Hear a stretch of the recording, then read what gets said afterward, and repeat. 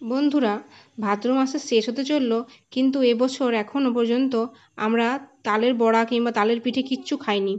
তো বাজারে যা তাল পাচ্ছিলাম সবই দেখে পছন্দ হচ্ছিল না। আর কেউ সেরকমভাবে তাল এনেও দেয়নি যাদের বলেছিলাম।